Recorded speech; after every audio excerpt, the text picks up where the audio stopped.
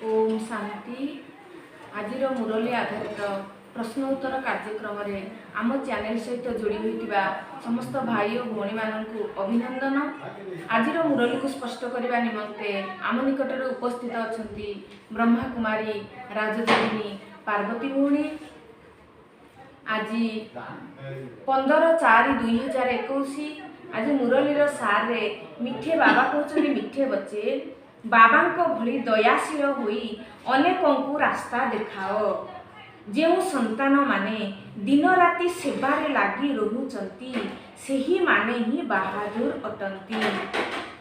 बाबा कहते आमे बाबा भली दयाशील होगा एवं अनेकों को रास्ता देखा को प्रकार रास्ता भूमि देखा और को प्रकार दया प्रकृत में आम भितर आसवा उचित जहाद्वारा कि बाबा आमको बहादुर बोली कहे।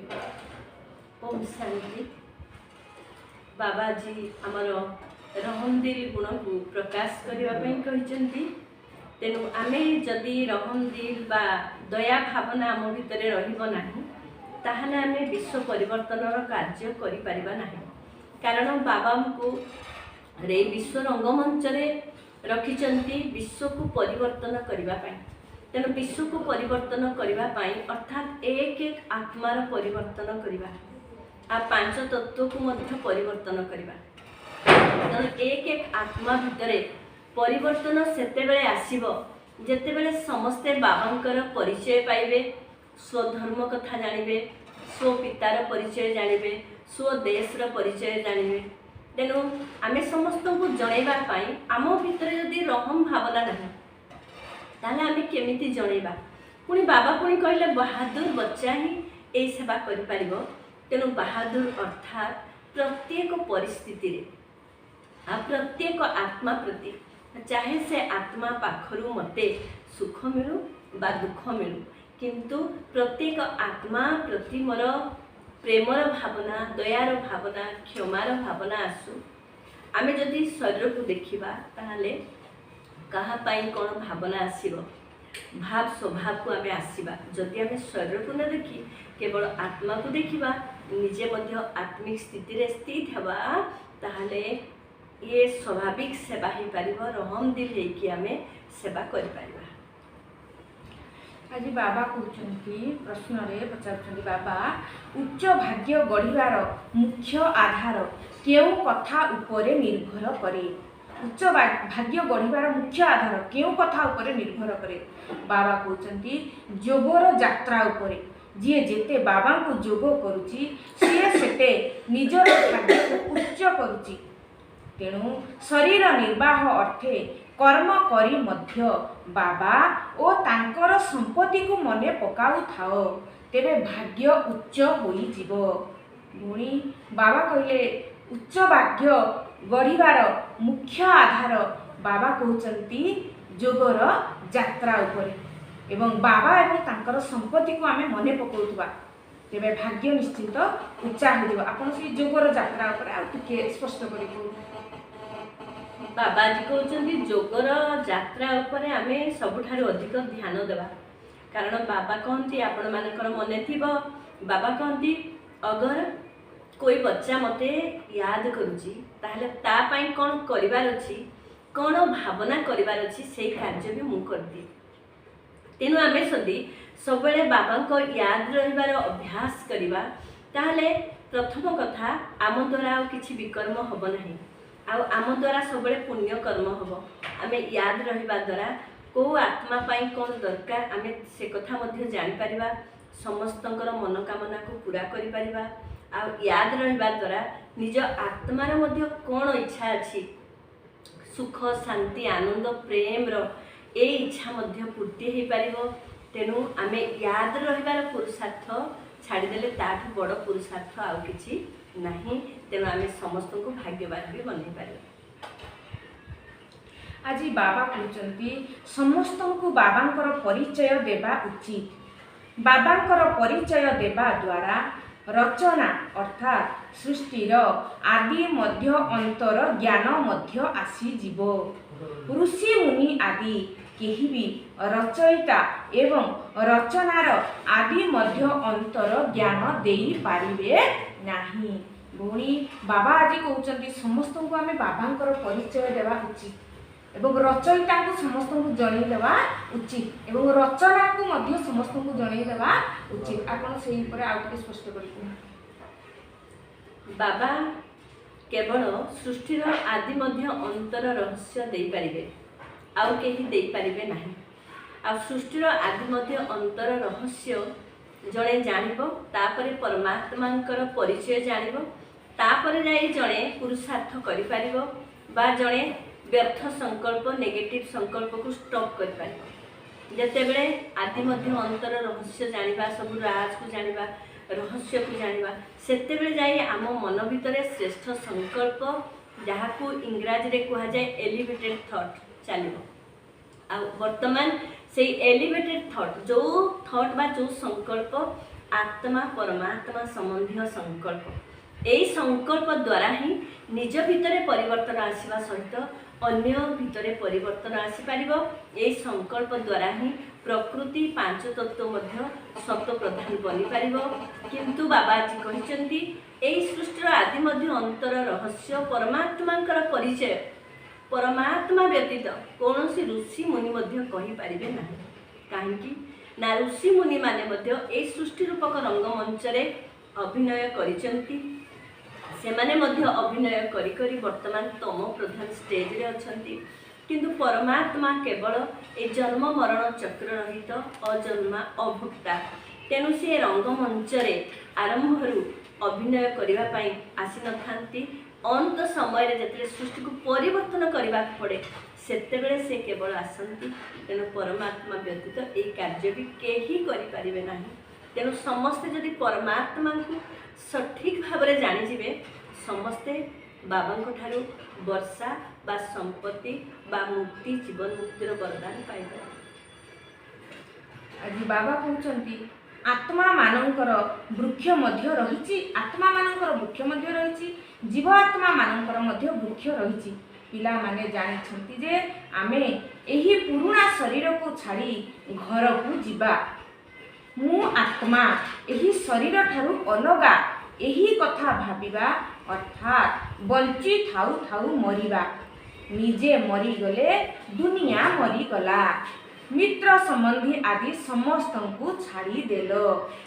भूरी बाबा कहते आमे को कथा को भाबिबा जहाँकि आमे बंची थाउ थाउ मध्य मरी जिबा एवं खुशी खुशी मध्य आमे मित्र संबंधी इत्यादि को मध्य आमे भूली जिबा। अपन से ऊपर आगे स्पष्ट करिबो। बाबा जी आत्म अभिमानी हेबा पई कहउचंती आमे आत्मा स्वरूप रे स्थित होई आमे परमात्मा स्मृति रे रहिबा। आ परमात्मा याद रे रहिले ही आमे ए दुनिया को भूली पारिबा। आमे ए पुराना दुनिया को न भूलिबा पर्यंत आमे नुआ दुनिया रो प्राप्ति करि पारिबा नाही, परमात्मा प्राप्ति मध्य आमे करि पारिबा नाही। आमे जेते आत्मचिंतन करिबा, आत्मचिंतन आत्मार गुण दर्शन करिबा, आत्मार स्वरूप दर्शन करिबा, आत्मार स्मृति आत्मार स्थिति को अनुभव करिबा। मु किए मते परमात्मा को टाइटल देइचंती, मते परमात्मा कौन वरदान देइचंती, मु निज कर्तव्य को मने पकेबी, निज कर्तव्य को जदि मने पकेबी सेवा मने पड़िबो।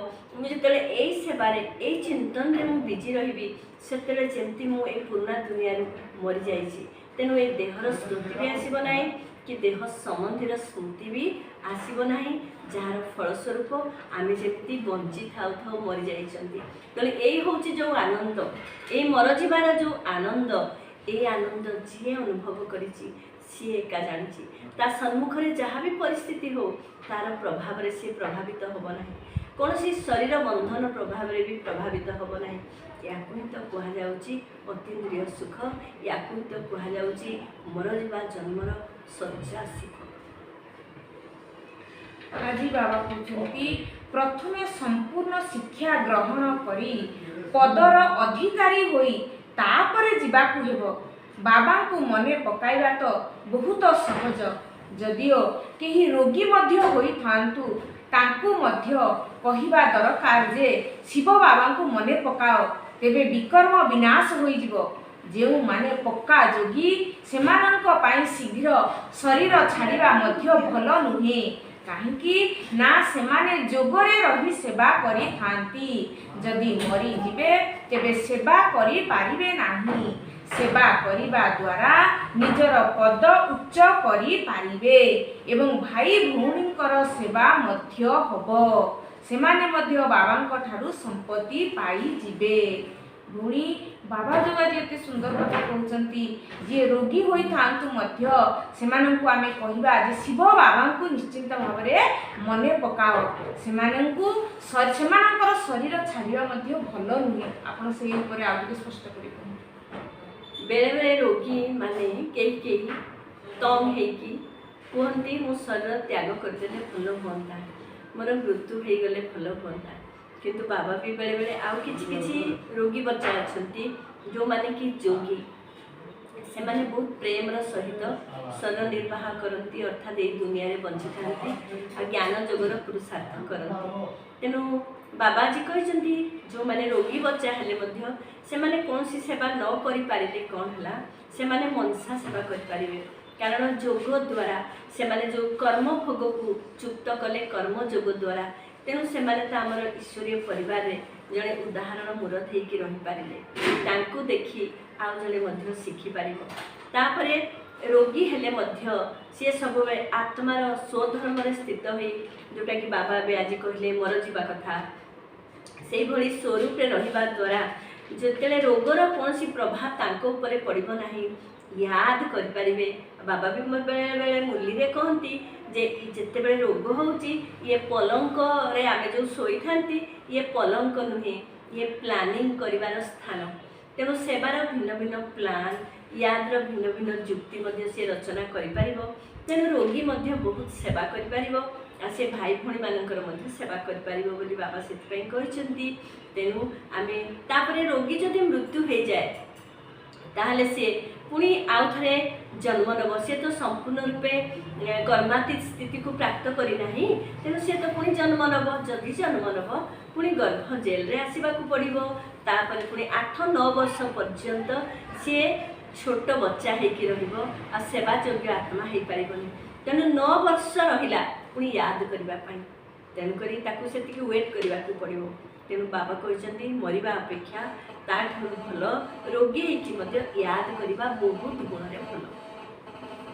आज बाबा कहते भक्ति मार्ग रे तो तुम्हें बहुत स्मरण करिछ किंतु एबे मते अर्थात मु प्रेमिक को मने पकाओ तेबे तुमर पाप भस्म होई जिवो मु एही ग्यारंटी दउची किछि किछि कथा शास्त्र रे मध्य लिखा जायछि भगवान को द्वारा गीता सुनी तुमे माने जीवन मुक्ति पाउछ एवं मनुष्य मानक द्वारा गीता सुनी तुमे माने जीवन बंधन रे आसी जाइछ सीढ़ी रे तळकु खसी आसीछ प्रत्येक कथारे विचार सागर मंथन करिबाकू हेबो। मुनी बाबा आज कहउचंती बाबा हेले प्रेमिक एवं बाबा को मने पकाइबा द्वारा आमर पाप मध्य भस्म होई जिवो।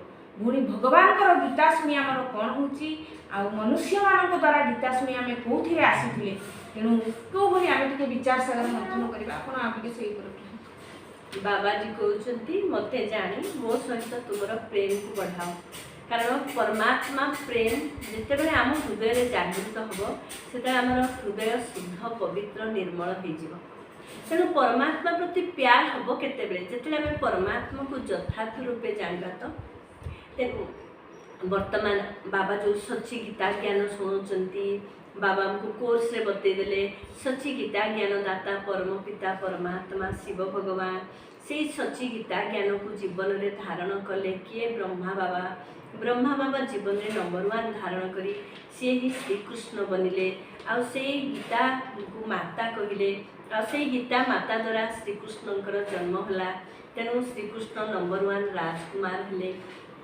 बाबा ये कथा शुणाऊँच किंतु आमे जो शास्त्र गीता पढ़ुले आमे माने मध्य जेतेले बाबांकर परिचय पाई नथिले आमे गीता के सांगरे धरिकी बुलती आ स्नान आदि सारिला परे आमे गीता पढ़ती तेणु से गीता आमे जेतेले पढ़ीते मने पकांतु से गीता पढ़ा द्वारा आम भितर एभली समझ आसीथिला कि से गीता जदि पढ़ी आम भितर समझ आसी था आम भितर परिवर्तन आसी था ताहले द्वापर जुगरू से शास्त्र गीता पढ़ी पढ़ी आम आसी था द्वापर जुग पर ए रौरव नर्क कलिजुग दुनिया आसी न था। तेणु द्वापर जुग 1250 वर्ष, कलिजुग 1250 वर्ष, 2500 वर्ष आम गीता शुणी आम भितर किसी परिवर्तन ना। तेणु देखु आम तो बर्तमान ग्यारंटी दे कहीपर मात्र 85 वर्ष है परम पिता परमात्मा आसी ये सची गीता ज्ञान शुणाऊँच जहाँ आम मुरली द्वारा शुणुंट जो गीतार प्रथम अध्याय अशरीरी भव, अंतिम अध्याय नष्ट महाशांति लब्धा। तेणु आज आम देखु जड़े छोट बच्चा भी 7 दिन कोर्स करला परे सी बुझी पारुची ए सारा प्रथम अध्याय अंतिम अध्याय कथा। तेणु बाबा कहते ये सची गीता ज्ञान को आम शुणा द्वारा ये मुरलीर पॉइंट को चिंतन करने द्वारा ही आम भितर परिवर्तन आसो, आम मुक्ति जीवन मुक्तिर अधिकारी हो पार। तेणु से गीता पढ़ी आम जीवन बंधन रहिले पुणी कलिजुग दुनिया को आसिले द्वापर जुगरू पढ़ी पढ़ी ये कलिजुग जीवन बंध दुनिया को आसिले किंतु वर्तमान ये गीता शुणा द्वारा आम सत्यजुगी जीवन मुक्ति दुनिया को जाऊँच जो दुनिया रे जीवन थिले मध्य ना रोगर बंधन ना शोकर बंधन अच्छी कौन बंधन। बाबा वरदान दौरान अन्य आत्मा मानकर सेवा करने सहित निजर मध्य सेवा करुवा सफलता मूरत हुआ। जदि सेवार सफलता मूरत होगाकू चाहूच तेबे अन्य मानकर सेवा करने सहित निजर मध्य सेवा कर। जेते बेले भी कौनसी सेवा करने जाउछ सेतबेले एही भली मने कर जे सेवा करने सहित मु निजर पुराना संस्कार गुड़िकर मध्य अंतिम संस्कार करुछि। जेते जेते निजर पुराना स्वभाव संस्कार करिवो सेते सेते तुमको अन्य मानक द्वारा सत्कार मिलिबो। सबु आत्मा माने तुम निकटरे मन भितरे नमस्कार करिवे किंतु तुमे सेमानंकु एभली तैयारी कर जहाँकि सेमाने तुमको बाहरे नमस्कार करिवे नहीं किंतु मन भितरे मुंड नुआउथिबे। भूणी बाबा आज कहते आमे अन्य मानकर सेवा करने सहित निजर मध्य आमे सेवा करने दरकार। आमे से निजर सेवा किपरि करबा एवं ता द्वारा हमको कौन लाभ मिलबा आपण से ऊपर आ टिके स्पष्ट करि बुझिले। साधारणतः आमे ब्राह्मण बा ब्राह्मणी माने बा ब्रह्मा कुमार ब्रह्मा कुमारी माने सेवा उपरे एते ध्यान दियंती स्वयं सेवा उपरे ध्यान देबाकू आमे टिके इम्बैलेंस कर दियंती। तेणु बाबा जी कहते आम विश्व सेवा करने पूर्व प्रथम स्व सेवा करवा उचित। तेणु ता अर्थ नुहे जे आम स्व सेवा करुवा विश्व सेवा को छाड़ीदेवा से कथा नुहे। आम बर्तमान तो एका साथी स्व सेवा और विश्व सेवा बा अन्य मानकर परिवर्तन करिवार सेवा अन्य मानक बाबांकर संपत्तिर केमती प्राप्त करेंगे केमती अतीन्द्रिय सुख पाइबे यही सेवा तो आम करवा किंतु स्व सेवा बहुत जरूरी। बरं विश्व सेवा न कले चलिबो बरं एभली क्षेत्र में जदि सेवा करी करी जड़े निज सेवा करि पारुनी बरं से समय रे विश्व सेवा न कले चलिबो प्रथमे स्व सेवा तो करवा उचित। किंतु एभली परमात्मा ज्ञान रे एभली एथि जादू रही विश्व सेवा न कले स्व सेवा भी हो पारिबो नाही। तेणु आम एका साथी रे स्व सेवा करवा अर्थात निज भितरे थिबा आम जो कर्म इंद्रिय उपरे जीत हवा पुराना स्वभाव संस्कार उपरे जीत हवा आउ विकर्मा जीत बनिबा कर्म इंद्रिय जीत बनिबा निद्रा जीत बनिबा या करबा पई हमको स्वराज्य दरबार जोटा कि सबुठारु सहज उपाय। प्रत्येक दिन अमृत बेला जोग परे आमे जदि स्वराज्य दरबार बसेबा मन बुद्धि संस्कार को आमे आत्मा राजा हेकी आमे ताकू किछि टैक्स दे देबा आखि कान नाक ये स्थूल कर्म इंद्रिय मानक होमवर्क दे देबा जे दिन सारा जी परमात्मा को जहाँ पसंद जहाँ प्रभु पसंद जहाँ ईश्वरीय परिवार पसंद जहाँ ए आत्मा को पसंद तुम्हें सेया करिबो ताहले राति रे सोइबा पूर्वरु मु तुमको पुणी किछि उपहार देबी आ सोइबा पूर्वरु पुणी चेक करबा जे आज दिन सारा कौन कल कौन करी नाहंती जदि करी नाहंती ताहले सेमानकु दंड देबा पनिशमेंट देबा ताहले मध्य आम निज स्वभाव संस्कार को परिवर्तन करि पारिबा। आज बाबा स्लोगान रे कहउछंती बेहद्र सेवा करिवार लक्ष्य रख तेबे सबु प्रकार विनाशी बा लौकिक बंधन समाप्त होई जीव। बेहद सेवा अर्थात आमे आत्मा संबंधी आमे चिंतन करवा, सारा विश्वर आत्मा मानकर कल्याण चिंता करवा। जदि सारा विश्वर सेवा क्षेत्र में उपस्थित अच्छा ताले हद्र लौकिक बंधन, हद्र निज शरीर बंधन ये सब निजे समाप्त हो। जदि सेवार बंधन रही ताले हद्र बंधन निजे ही समाप्त हो। आजिर मुरली को स्पष्ट करने को जाई भूणी आम निकट में एत सुंदर कथा रखिले जहाद्वारा कि आम सब बाधा विघ्न निश्चिंत भाव में अतिक्रम कर जो कथा कि बंची थाउ थाउ आम दुनिया जदि मरीज ताहले निश्चिंत भाव में जे पर्यंत आम यही कम करना बंची थाउ थाउ जे पर्यंत मुझे दुनिया मरी जाइए मते बार बार मु आत्मार अभ्यास करवा जहाँकि भूणी बुझेदेले ताहले जाइए आम परमात्मा प्यार को आम निज भितर समय पारिबा एवं परिवर्तन हो पारिबा। आज जी रोगरे मध्य आक्रांत होउछंती तेणु सेमाने मध्य जदि जोगी बच्चा होइथिबे ताले निश्चिंत सेमाने बाबांकर सेवा करिया पई बाबा निश्चिंत तांको बंचेई रखिबे एवं ता सहित मध्य भूणी आज बुझेदेले आमको आमे अजे पर्यंत स्व सेवा उपरे बहुत ध्यान देइनांती। विश्व सेवा आमे करि परिबानी किंतु ताहा मध्य परस्पर परिपूरक विश्व सेवा कले मध्य आमे स्व सेवा करि परिबा एवं जोगर यात्रा उपरे आमको बहुत ध्यान देवा दरकार। कारण भगवान महावाक्य तुम्हें जदि मते याद कर तुम्हें कौन चिंता करवा दरकार मुझे से कथा चिंता करी। यही सुंदर कथा को भौणी आज आम निकट में स्पष्ट कर तेणु आम अशेष धन्यवाद दे आज कार्यक्रम को आम ये रखुचु। पुणी आपण मान सहित देखा आगामी अध्याय रे रहुचु। ओम शांति।